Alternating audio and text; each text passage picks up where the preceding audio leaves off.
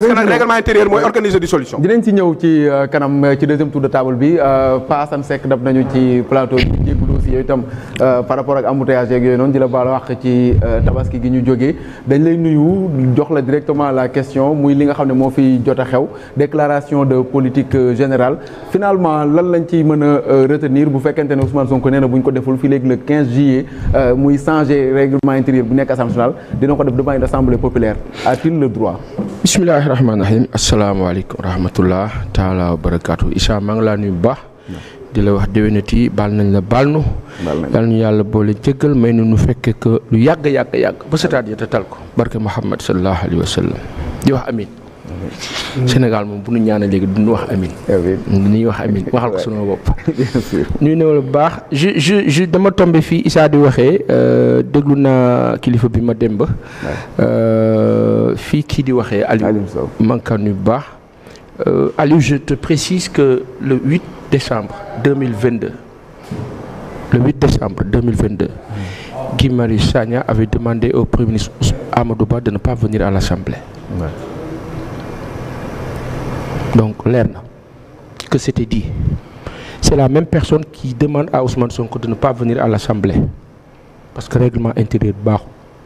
Donc je pense que pour être honnête le débat est clos à ce niveau-là.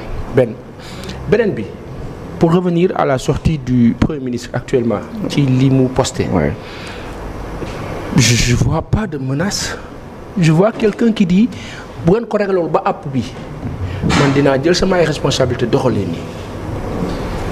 sunu baay bi Doudou Wade wax nañu démb u bërki démb ne c'est très simple moom xam na ñeenti nit à l'Assemblée yu am xam-xam lool super dévoué à la tâche yoo xam ni bu ñu tëjoo 4 jours ba 5 wala une semaine ñoom dinañ proposer règlement intérieur bu baax un premier ministre lii war a tegu et puis y a plus de débat je veux et puis Sénégal ngay jékki-jékki ñuy waxtaane loo xam ni amul sens. Je trouve que li ñuy waxtaane makeul sense. Quelqu'un me dira tu es trop nul parce que limité certes mais la réalité c'est que ceux-là qui étaient supposés sachants et savants ont été si nuls jusqu'à être dégommés ñu wàcc leen daaneel leen ñi am xam-xam soi-disant ñi amul xam-xam ñi ñu doon jiiñ ne amu leen xam-xam falu ci contexte boobu.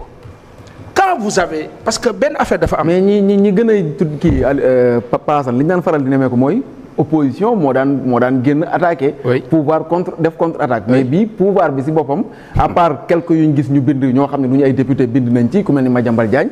mais groupe parlementaire pouvoir bi la ñu gis ñu génn ñoom def ci conférence de presse avant l'opposition di répliquer. est-ce que ñoom ci seen jëm bopp le fait que ñu génn wax joxe ay arguments ak yooyu noonu taxul débat bi gën a jóg. waaw non dafa am xam nga regardons la réalité en face. nan la ñu doon fonctionner dañ doon fonctionner ak contexte boo xam ni pouvoir day gis lu dul yoon mu ne pat. soo amee un député mu ne la règlement intérieur bi baaxul yow premier ministre bul ñëw.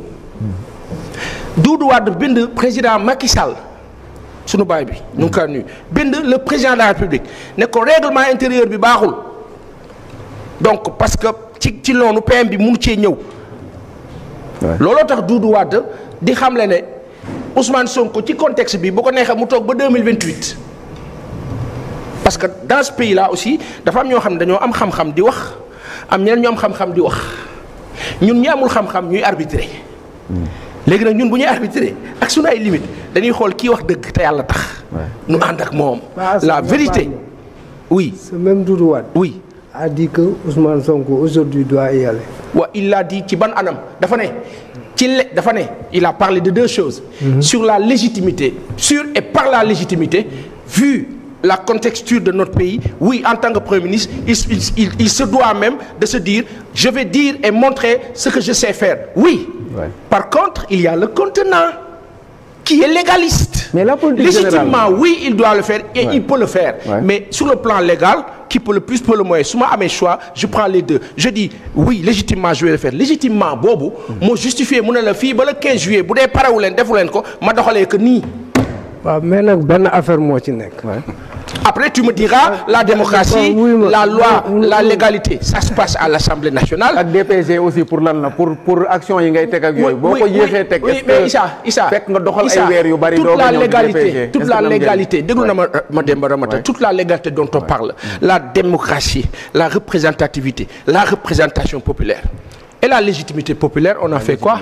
On va élire une Assemblée nationale. Comment on a élu cette Assemblée nationale? Ci ban contexte, ci ban anam?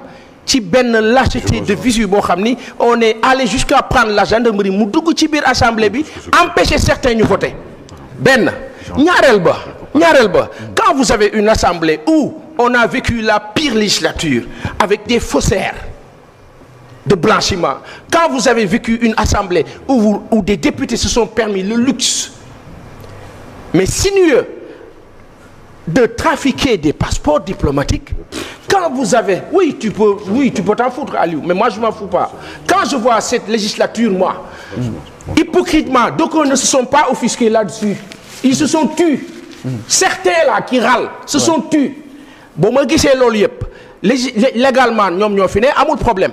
Mais légitimement, la légitimité populaire, elle est quoi? Elle dit quoi? Cette légitimité populaire dit que député yi fi nekk d'accord ñoo fi nekk amul problème fii ba keroog ñu fi jóge d'accord mais on leur demande rien du tout xam nga lu ñu leen laaj tëju leen aujourd'hui on est vendredi mais ne dormez pas 48 heures vous nous proposez un règlement intérieur mardi le gars il vient te compliqué wul donc kon ñu pose kon ñëw ak Cheikh Diba bi suba Assemblée nationale ba affaire pare wala c'est à voir à eux de voir par rapport à ce que Pa Assane disait, nous sommes régis par un cadre de référence dans ce pays. Ouais.